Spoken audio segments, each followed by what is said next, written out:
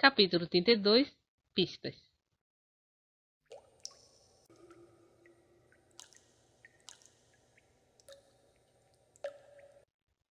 A umidade acumulada pingava do teto da casa abandonada. Do interior escuro, cheio de sujeira e lixo, exalava o cheiro úmido e pútrido de restos humanos. Embora sua mão e pé estavam soltos, Kronk já havia perdido toda a vontade. Ele parecia abatido, enfiado em um canto, tremendo de medo. Não é minha culpa. Eu vi, claramente. Eu vi. Kronk murmurava sem parar, olhando para o vazio como uma casca de espantalho da qual sua alma havia escapado. Seu corpo já estava destruído a ponto de não voltar. Sua forma física havia perdido sua alma viva e vagava pela terra. Eu vi. O que você viu? Incapaz de conter seus impulsos, Gillian finalmente expôs suas presas afiadas. Eu vi tudo. Não fiz nada de errado. Por que você continua fazendo isso comigo? Por quê? Kronk, você vai me decepcionar assim? Acho que você não precisa mais de mim. Gillian atacou, com o objetivo de arrancar sua orelha, mas não adiantou. Lara estava observando Gillian sem expressão de um lugar da sala onde o sol não tocava. Aproximou-se dela por trás. Nenhuma sombra indicava seus movimentos e nenhum passo podia ser ouvido, mas Gillian se afastou de Kronk. Lara se abaixou lentamente e silenciosamente olhou nos olhos de Kronk. Seus olhos vermelhos perfuraram sua alma quebrada, tentando verificar o estado dele. Depois de algum tempo, Lara recuou e franziu a testa. Ele perdeu completamente. Eu não acho que ele pode ser mais útil. Com a voz tensa, Lara olhou furiosamente para Gillian, que estava tocando seu pescoço como estivesse sendo punida. Lara sempre manteve uma atitude seca em relação à maioria das coisas, mas ela detestava perder tempo mais do que qualquer outra coisa. Quantas vezes você fez lavagem cerebral nele? Quando o humano é continuamente afetado pelos poderes de um vampiro, quanto mais intenso o poder, mais provável é o dano cerebral ou o delírio, levando eventualmente a um estado de loucura. Assim, os vampiros de níveis superiores podiam exercer essa habilidade de uma forma mais sofisticada e impecável. Não estou surpresa. Em primeiro lugar, fui tola em esperar esse tipo de refinamento de alguém como você. Você está sendo muito dura! Como sempre, Gillian se agarrou a seu orgulho. Talvez devesse tê-lo pisoteado de uma vez por toda. Ela tinha sido muito misericordiosa. Estou? Talvez sejam minhas palavras que são muito duras. Lara murmurou lentamente para si mesmo. Enquanto falava, Gillian estremeceu a se lembrar do dia em que Lara a agarrou pelo pescoço, sufocando-a. O corpo se lembra quando se depara com um poder avassalador. Mas quando Gillian assumiu ingenuamente sua postura de ataque, Lara zombou. Todos os tolos se comportam dessa maneira. Talvez você precise ser sacudida um pouco mais. Gillian foi adotada de poderes de Cera, mas ela era vulgar. Ela nunca teve esse nível de sofisticação em primeiro lugar. Lara aceitou que era uma tola por ter esperado isso e lentamente acenou com a cabeça para si mesma. Então, ela se levantou do seu assento e estendeu o braço direito para Gillian como se pedisse para agarrá-la. Venha. Vou me certificar de enroscar sua cabeça corretamente dessa vez. Uma estranha tensão cresceu na escuridão. De repente, uma rajada de vento cortou o ar como uma lâmina. Sua líder apareceu diante delas como uma névoa, vestida com uma capa de veludo vermelho. Cera. Lara reprimiu sua raiva e imediatamente se ajoelhou para fazer uma reverência. Gillian tentou esconder sua surpresa e se ajoelhou diante de Cera imediatamente. Como se tivesse andado sobre uma nuvem, Cera se aproximou e colocou a mão no ombro de Lara e depois a removeu. Ela falou com uma voz clara. Você passou por muitas coisas, Lara. Não, foi tudo pelo rei e pela prosperidade do meu povo. Lara falou calmamente as palavras que Cera gostaria de ouvir, completamente desprovida de emoção. Cera olhou para ela satisfeita. Quando ela se virou para Gillian, no entanto, seus olhos se encheram de malícia. Sua incompetente tornou essa habilidade inútil, Gillian. Foi a habilidade que a própria Cera deu a ela porque Gillian estava disposta a dar vida por ela. Você não disse que escolhesse o humano de propósito? Sim, ele é o filho do humano mais rico e poderoso de Greyville. Eu pensei que ele poderia ser útil. A mão pequena e branca de Cera agarrou o queixo de Gillian e a empurrou contra a parede. A parede externa desmoronou e a cabeça de Gillian foi esmagada contra a parede como uma borboleta indefesa. Houve dor, mas ela sabia que isso não era suficiente para matar uma delas. Gillian sabia que Cera estava mostrando sua última misericórdia. Cera olhou para Gillian com olhos entediados. Você me deixa exausta, ouvindo todas as suas desculpas. Ela apenas pisou nela, mas o pulso de Gília torceu e seus ossos desmoronaram.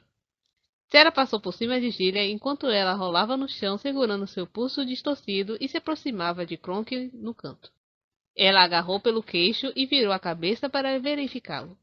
Então, ela agarrou a cabeça de Kronk com uma mão e o levantou.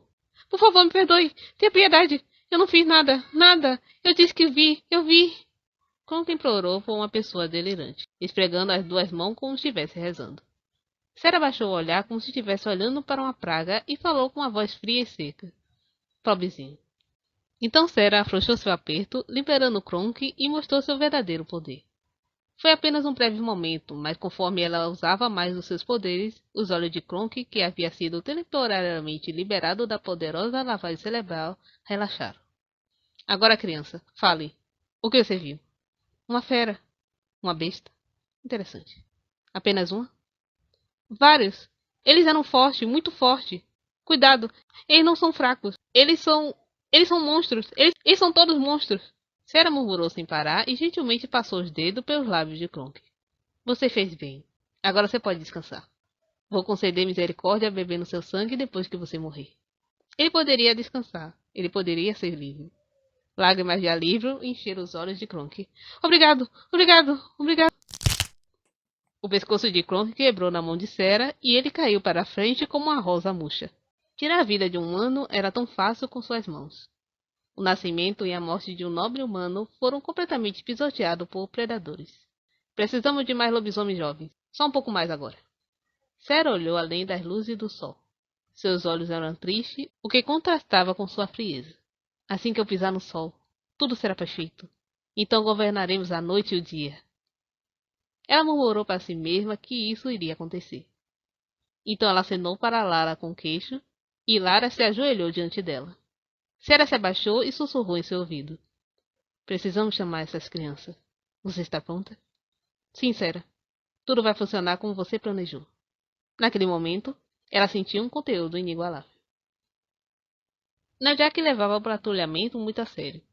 Ele estava profundamente preocupado com a segurança da cidade, uma cidade que ele poderia ter que defender por algum tempo. Ele havia herdado o nome de um herdeiro chamado Najak de seu avô, um forte guerreiro da tradição dos lobisomens.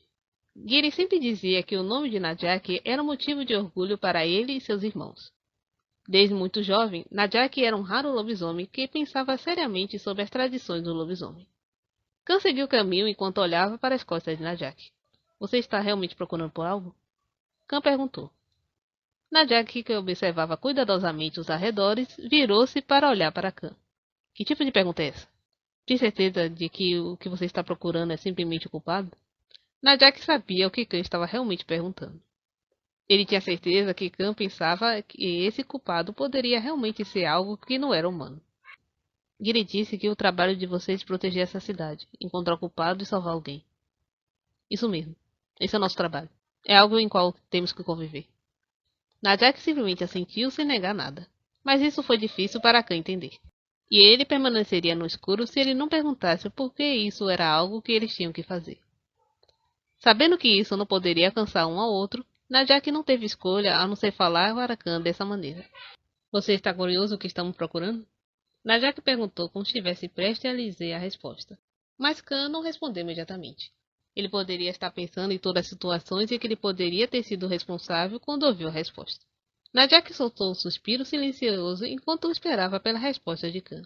Você sempre foi assim. Você é muito indeciso. Tomamos a decisão de trabalhar com você, mas você não está disposto a revelar nem mesmo um pequeno segredo.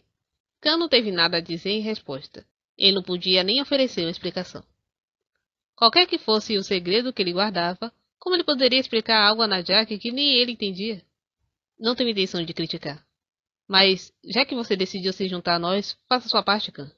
Como sempre, Najak era um menino maduro que não cometia grandes erros por causa de pequenas emoções.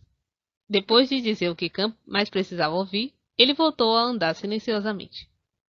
Foi só quando ele chegou à frente da floresta Linlares, em frente à fábrica abandonada, onde os irmãos haviam se transformado em lobisomem e treinado, que Najak fez sinal para Khan parar. O que é isso? Era a pegada de um grande lobo perto da fábrica abandonada.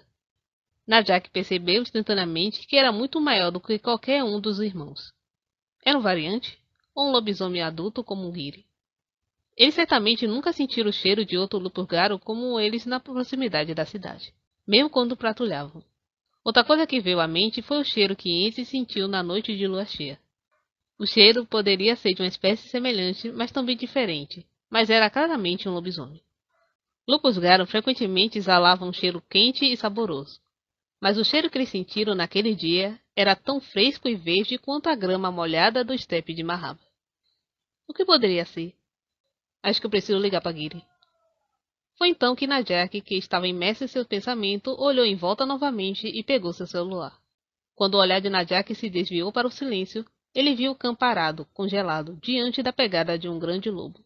Quando ele olhou para baixo, seus olhos ficaram pálidos.